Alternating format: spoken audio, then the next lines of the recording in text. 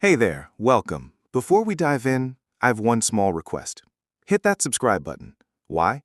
Because it's completely free for you, but it keeps me motivated to create more content like this for you. Think of it as your tiny act of appreciation, like tipping your barista, except you don't even have to spend $1. It also tells me that you value these ideas and want more of them.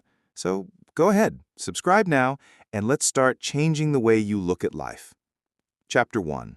Don't try. Let me tell you about Charles Bukowski. He was a drunk, a gambler, a womanizer, a man who spent half his life broke and depressed. Hardly the role model you'd expect to open a self-help book with, right? Yet his tombstone reads two simple words: don't try. At first, that sounds lazy, maybe even stupid. But Bukowski understood something most of us miss. He stopped pretending. He stopped trying to live up to everyone else's standards and just wrote about life as it was. Ugly, messy, raw. That honesty is what made him successful. He didn't become great by chasing greatness. He became great by admitting he wasn't. Here's the paradox. The more you obsess over being happy, successful, admired, or special, the less of those things you actually feel. Psychologists call it the backwards law. The harder you chase positive experiences, the more negative you feel because chasing something only reminds you that you don't have it. Think about it.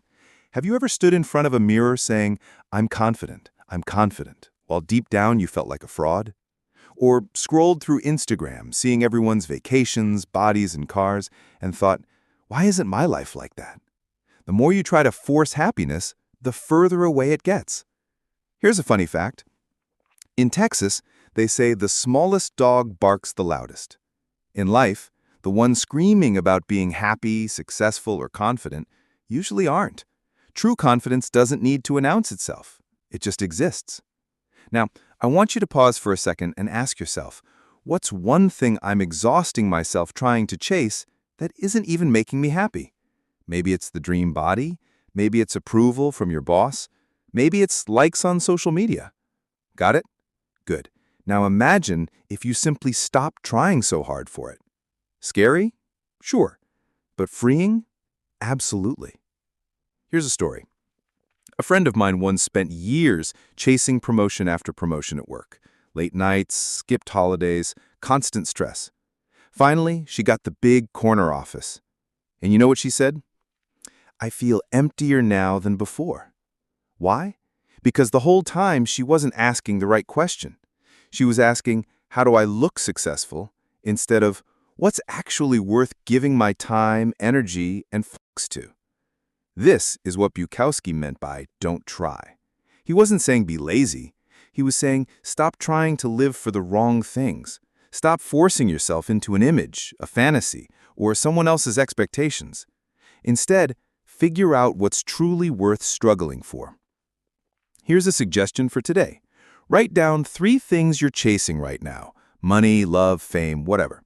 Then ask yourself, am I doing this because I care or because I think I'm supposed to care? If the answer is because I think I should, maybe it's time to let it go. Your challenge? For the next 24 hours, pick one thing you usually stress about and just don't give a about it. Test it. See what happens. Chances are, nothing bad will happen. In fact, you might feel lighter. And let me leave you with this thought. You only have a limited number of fucks to give in your lifetime. Don't waste them on whether your coworker likes your presentation or whether strangers on the internet think your selfie is good enough. Save them for what really matters: your health, your people, your purpose. So here's your cliffhanger. If success and happiness don't come from trying harder, then where do they come from? The answer is from problems. And in the next part, we'll dive into why happiness is actually a problem. Chapter 2. Happiness is a problem. Picture this. A king once had a son, and he wanted to make the boy's life perfect. No sadness, no pain, no problems. So he locked him inside a palace, surrounded him with luxury, servants, endless food, and every comfort you can imagine. Sounds like paradise, right? Well, the prince grew up miserable. Everything felt empty, meaningless. Eventually, he escaped the palace, saw the real world, suffering, sickness, death, and he had a total existential meltdown. That prince later became the Buddha. And his big realization? Life is suffering. Now, before you roll your eyes and think, great, more depressing philosophy, let me explain. We all chase happiness like it's a math equation. If I get X, then I'll be happy. If I look like Y, then I'll be happy. But here's the harsh truth. Happiness is not a permanent state. It's not something you win like a trophy and keep forever. Think of life as one giant whack-a-mole game. You solve one problem, another one pops up. You lose weight? Great, now you have to maintain it. You find love? Congrats. Now you have arguments about Netflix passwords and dirty dishes. Even if you win the lottery, suddenly you have a new problem called relatives you didn't even know existed calling you for money. Here's a funny fact. Warren Buffett and the homeless guy at the gas station both have money problems. The difference? Buffett's problems are about billions. The homeless guy's problems are about spare change. Life never gets rid of problems. It just upgrades them. Now pause for a second and think. What's your favorite problem right now? Yes, I said favorite, because the problems you enjoy are the ones that give your life meaning. Some people love the pain of training at the gym. Others love the stress of starting a business. Parents, even though they complain all the time, love the chaos of raising kids. So stop asking yourself, how can I be happy? And start asking, what problems do I enjoy solving? Take 10 seconds. Think about your biggest struggle right now. Maybe it's paying bills. Maybe it's dating. Maybe it's surviving Monday mornings. Now ask, do I hate this problem, or do I secretly enjoy the challenge it gives me? If the answer is, I kind of enjoy it, congrats, you found one of your life's fuels.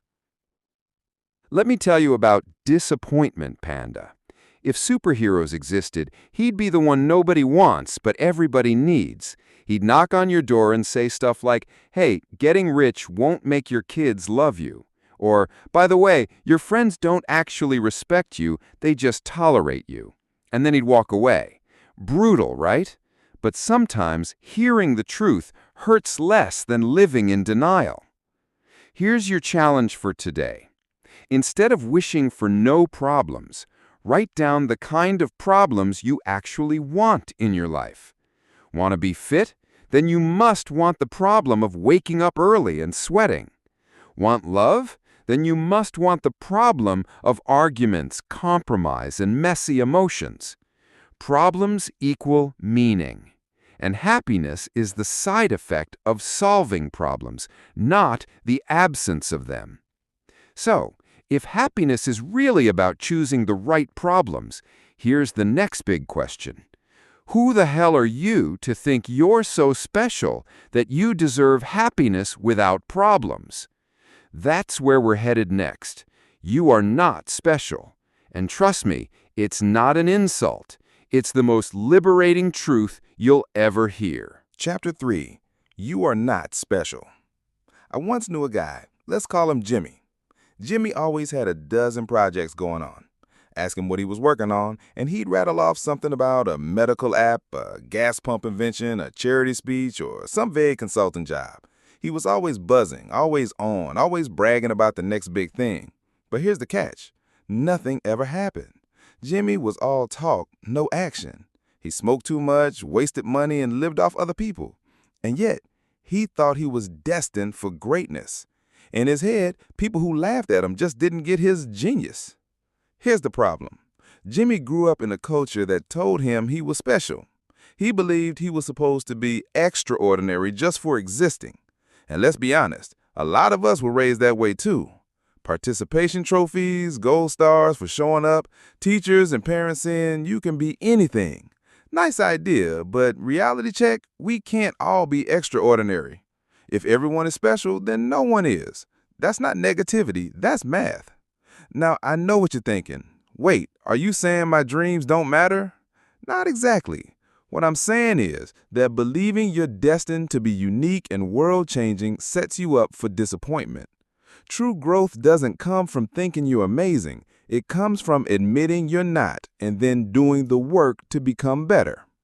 Let's pause here. Say this out loud with me.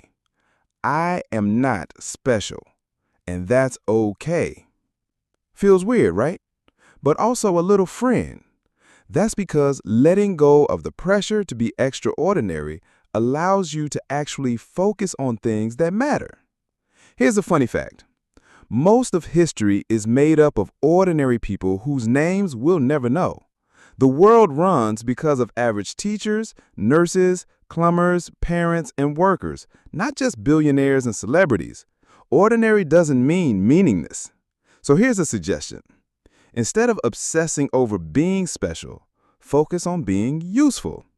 Ask yourself, how can I help, contribute, or create something even if no one claps for me? That mindset is far more powerful than chasing fame or validation. Let me tell you a quick story. A friend of mine used to chase social media likes like his life depended on it.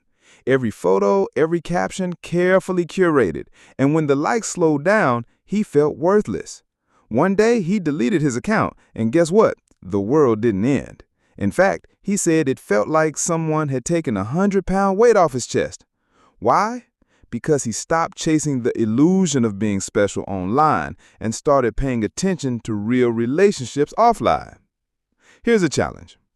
Think of one area in your life where you're trying too hard to stand out. Maybe at work, maybe online, maybe even in your friend group. For 1 week, stop chasing the spotlight there. Instead, just do the work quietly. Notice how it feels. You may discover that the pressure was coming from you, not from anyone else. The truth is, embracing your ordinariness is not depressing, it's empowering. It allows you to focus on what's real, what's in front of you, and what truly matters. Because once you stop chasing the fantasy of being special, you can finally start building a life that is meaningful to you. And here's the cliffhanger. If you're not special, then what actually defines your life? The answer is your values, and that's exactly where we're headed next. The value of suffering. Chapter 4. The Value of Suffering. Life is full of pain. That's not negative, that's just reality. The real question isn't how do I avoid suffering, it's what suffering is worth it. Because whether you're rich or broke, single or married, fit or out of shape, you're going to suffer. The difference is whether your suffering has meaning. Think about it like an onion. On the outside, there's what you show people, your job, your Instagram feed, your hobbies. Peel back a layer, and you find your feelings and thoughts. Peel again, and you get to your values, the stuff you really care about. Most people never dig that deep. They just slap on more layers and call it self-improvement. But real self-awareness is about peeling the onion and facing the tears that come with it. Here's an example. Rock stars suffer too. Fame looks glamorous, but once you get it, you face a new kind of suffering. Constant pressure, fake friends, fans who love you one day and hate you the next. That's why you see celebrities crash and burn after making it. They solved one set of problems and uncovered another, nastier set underneath. Funny fact, money actually can buy happiness, but only up to the point where your basic needs are met. After that, more money usually just buys you more expensive problems. A bigger house means bigger bills. A luxury car means bigger repairs. You get the picture. Let's pause for a moment. Think of one painful memory in your life that ended up teaching you more than any success ever did. Got it? Hold on to that. That pain shaped you. It probably gave you more wisdom than all your wins combined. That's the value of suffering. It transforms you if you let it. Here's a suggestion. Don't chase a life with no pain. chase a life with pain that's worth it. Love comes with heartbreak, but it's worth it. Fitness comes with sore muscles, but it's worth it. Building something meaningful comes with failures, but it's worth it. The trick is to choose your struggles wisely. Here's your challenge. Write down your top 3 values, the things you claim to care about most. Then ask yourself, are these values worth suffering for? If the answer is no, you might be living by the wrong values. For example, chasing popularity is a terrible value. You'll suffer constantly because popularity is out of your control. But if your value is honesty, you'll still suffer. It's hard to be brutally honest, but the suffering has meaning. The truth is, pain and suffering aren't bugs in the system. They're features. They're how you grow, how you learn, how you find out who you really are. The goal isn't to erase suffering, it's to pick the kind you're willing to live with. Chapter 5. You are always choosing. Life throws things at us we don't control. Genetics, accidents, tragedies. But here's the truth we don't like to admit. No matter what happens, we are always choosing how to respond. Even not choosing is still a choice. Here's a story. A man loses his job because the company downsizes. Is that his fault? No. But how he responds, that's on him. He can blame the world, sink into self-pity, or he can take responsibility for his next step. Responsibility doesn't mean fault. It just means ownership. And ownership is the only way forward. But too many of us live in what I call victimhood chic. It's trendy to complain, to outsuffer others, to play the role of the helpless one. You've seen it, people competing over who has it harder, who's more oppressed, who deserves more sympathy. And sure, pain is real, but constantly living in blame mode only chains you to your suffering. Here's a funny fact. In psychology, there's a phenomenon called the responsibility-fault fallacy. It's the idea that just because something isn't your fault doesn't mean it's not your responsibility. Think about it. If a baby is left on your doorstep, it's not your fault, but it's still your responsibility to do something about it. Now, let's pause. Say this out loud with me. I am responsible for my choices, not for everything that happens to me. Feels different, right? It shifts the power back to you. Here's another example. Genetics. Maybe you were born with bad knees or a tendency toward anxiety. Not your fault. But if you want to live a healthy, balanced life, it becomes your responsibility to work around it, adapt, find solutions.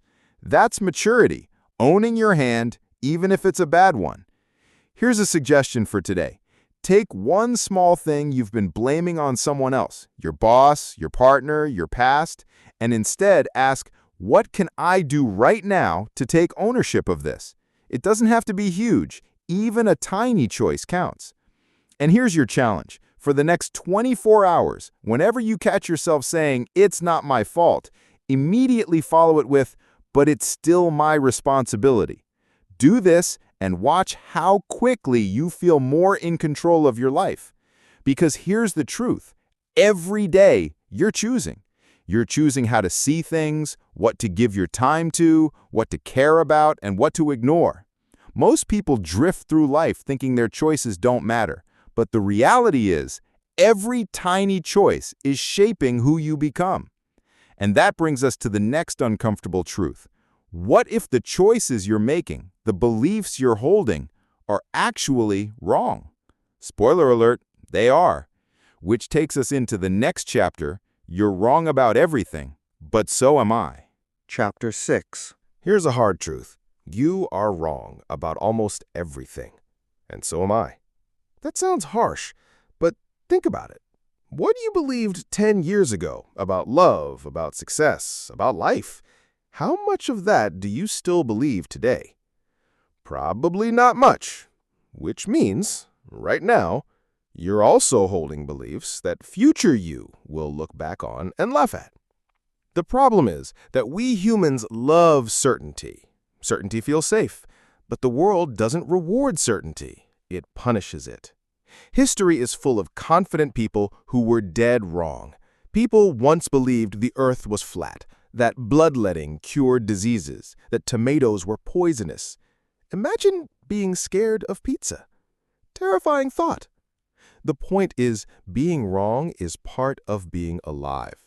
The danger isn't in being wrong, it's in believing you're right all the time. Because when you're convinced you know it all, you stop listening, you stop learning, and you stop growing. Here's a quick story. A friend of mine swore for years that success meant working 80-hour weeks, climbing the corporate ladder, and retiring rich. He sacrificed everything: health, relationships, fun. 10 years later, he burned out, quit, and admitted he had been wrong all the time. And you know what? That realization set him free. Here's a funny fact. Scientists estimate that our brains are wired to filter out 99% of reality.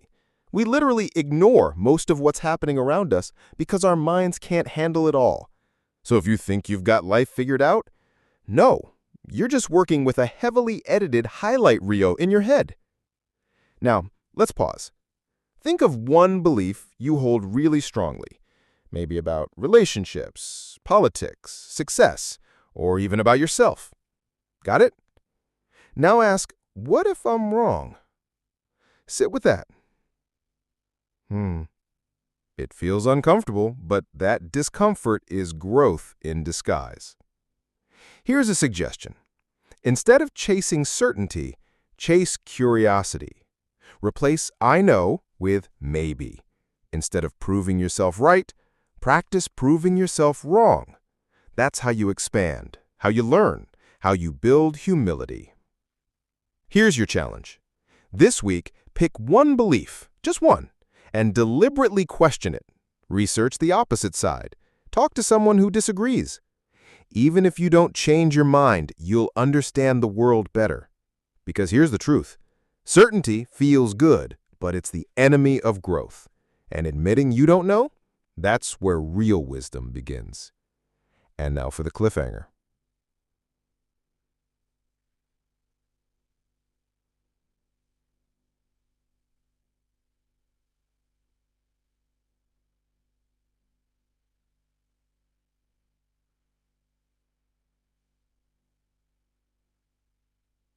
Chapter 7. Failure is the way forward. Here's a secret that most people never want to hear. Success comes from failure, not from avoiding it. Every meaningful achievement, every breakthrough is built on a mountain of screw-ups. The more you fail, the more chances you create to win. Think about a baby learning to walk. They fall, they wobble, they faceplant in the coffee tables. But do they quit? No. They keep failing until suddenly, step, step, they're walking.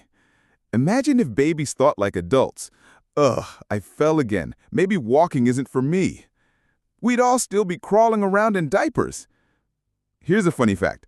Walt Disney was once fired from a newspaper job because his editor thought he lacked imagination.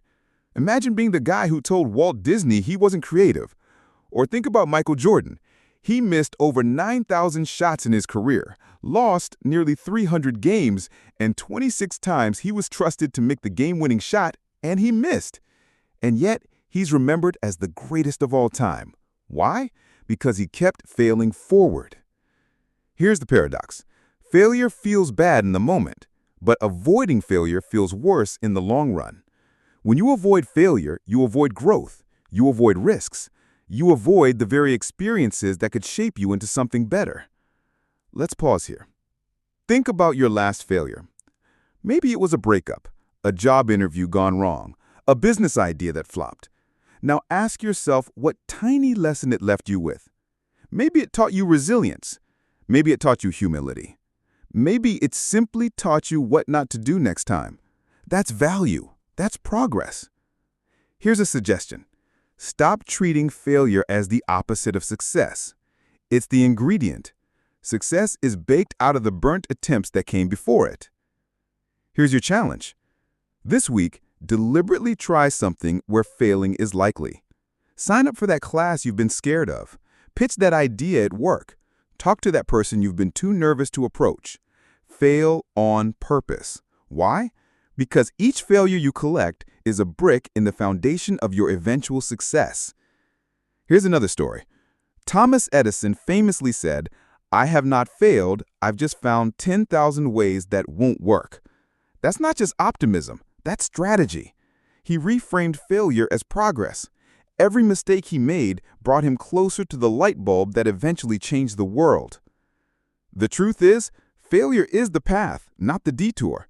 You don't stumble into success by avoiding mistakes. You carve your way there by walking through them. And here's the cliffhanger. Failure teaches us persistence, but there's another skill just as important: rejection. Because if failure doesn't break you, rejection might. And in the next chapter, we'll explore the importance of saying no. Chapter 8. The Importance of Saying No. Here's something you already know, but probably hate admitting. You can't say yes to everything. Every yes is really a hidden no to something else. Every time you agree to something, you're choosing it over something else in your life, whether consciously or not. Say yes to working late nights, and you're saying no to family dinners, to walks in the park, to evenings where your mind and body can rest. Say yes to every social invite, and you're saying no to quiet mornings, personal reflection, or the chance to recharge. Life is a constant series of trade-offs, and mastering the ability to say no is one of the most powerful skills you'll ever cultivate. It's not about being selfish, it's about being intentional. Here's a story. There was a guy who tried to please everyone around him. His boss, his friends, his family, even strangers he met online. He said yes to every request, every favor, every expectation. At first, people loved him. He became the go-to person, the dependable one, the nice guy. But as months passed, something changed. The admiration he had gained turned into expectation. His kindness became a burden to him, and slowly, without realizing it, he burned out. He wasn't respected, he was used. The very people he had tried to please did not love him more, they just demanded more. This is the trap of always saying yes. The more you give, the more they take, and the less of yourself you have left. Funny enough, even pizza can't please everyone. Some people hate pineapple on pizza, while others swear by it. If a slice of pizza can't satisfy everyone's tastes, how could you possibly manage it? It's a humorous reminder. Trying to be everything to everyone is impossible, unnecessary, and frankly, exhausting. Take a moment here. Think of a time when you said yes, even though every fiber of your being wanted to say no. How did that feel? Heavy? Resentful? Maybe even quietly furious, but trapped by obligation. Now, think of a moment you said no and stuck to it, even if it was uncomfortable at first. That momentary awkwardness was fleeting, wasn't it? And afterward, there was lightness, freedom, and clarity. That is the hidden power of no. Short-term discomfort, long-term liberation. Every meaningful commitment in life demands saying no to something else. Love means saying no to other romantic interests. A career, especially a meaningful one, means saying no to certain pleasures, comforts, or shortcuts. Real freedom doesn't come from endless options. It comes from clarity, knowing what matters, choosing it fiercely, and rejecting the rest without guilt. Here's a small challenge. Today, practice saying no, at least once. Don't make it dramatic. Skip a meeting that doesn't serve you. Politely decline a social invite that holds no joy. Say no to one small thing and mean it. Every no is a boundary. Boundaries protect your time, your energy, your sanity. They are the invisible fences that preserve what is truly yours. Let me share another story. A woman I once knew dated a man she didn't even like, not because she loved him, but because she didn't want to hurt his feelings by saying no. For a year, she dragged herself through a relationship she didn't want. By the end, she was drained, bitter, and resentful, not at him, but at herself. Looking back, she realized the painful irony.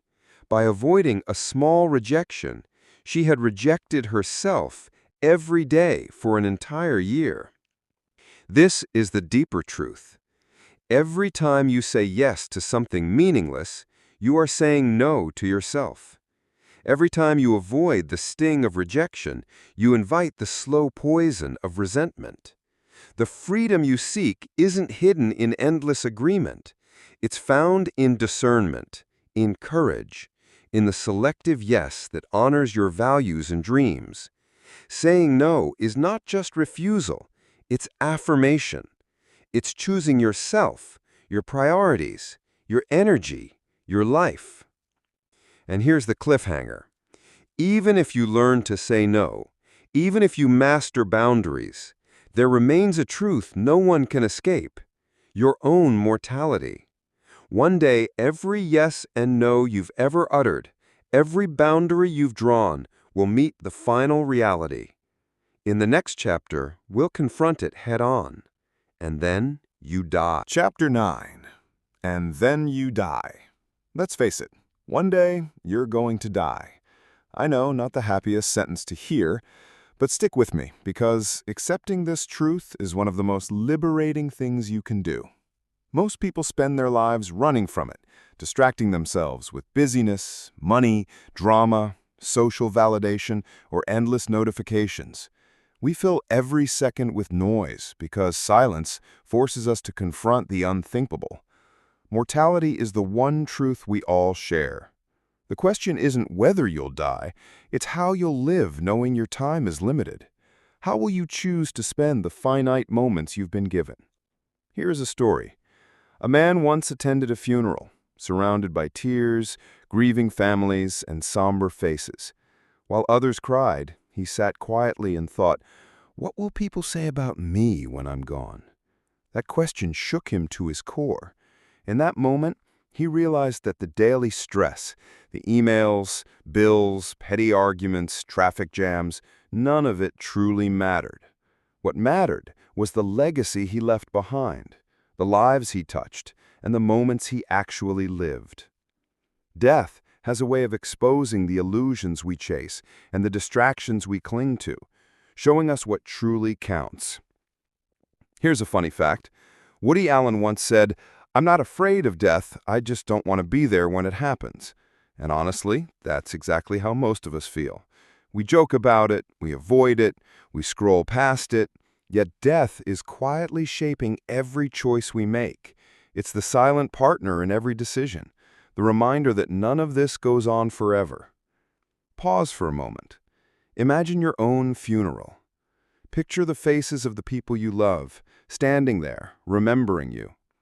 What would they want to say about you?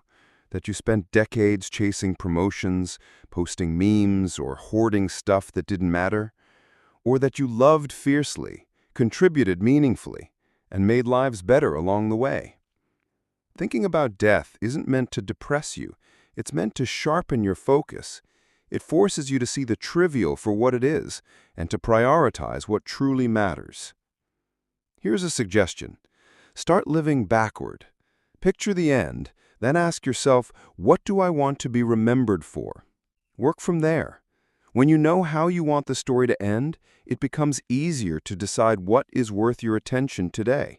Your priorities become clearer, your choices become sharper, and your time becomes precious instead of wasted. Here's your challenge. Write a 2-sentence life purpose statement. Keep it simple, clear, and honest. Something like, I want to raise kind children and write stories that inspire others. Or, I want to bring laughter into people's lives and leave the world a little lighter than I found it. Post it somewhere you'll see every day. Let it guide the mundane decisions, the big choices, and even the moments when you're tempted to waste your time on the meaningless. Here's the truth. Your time is limited. You don't know whether you have years, months, or just days left. That's exactly why every moment is precious. You don't have to give a fuck about everything, just the things that matter. The rest, let it go. Stop chasing illusions of perfection, approval, or endless pleasure. So here's the final takeaway. Stop trying to be extraordinary. Stop chasing happiness like it's a prize. Stop saying yes to everything. Instead, choose your struggles wisely. Take responsibility for your choices. Accept that you'll fail, you'll be wrong, you'll be rejected, and that's okay. These are the very things that give life meaning, that forge growth, and that shape your story. When the end does come, and it will, you won't look back wishing you had more likes, more money, or more status. You'll look back at the love you gave, the values you stood for, the people you helped, and the small acts that made a difference. That is what matters. That is what counts. So remember this. You are going to die. And paradoxically, that is the best reason in the world to start truly living, right now, with clarity, courage, and intention. Life is short, fragile, and unpredictable. Don't waste another second pretending otherwise.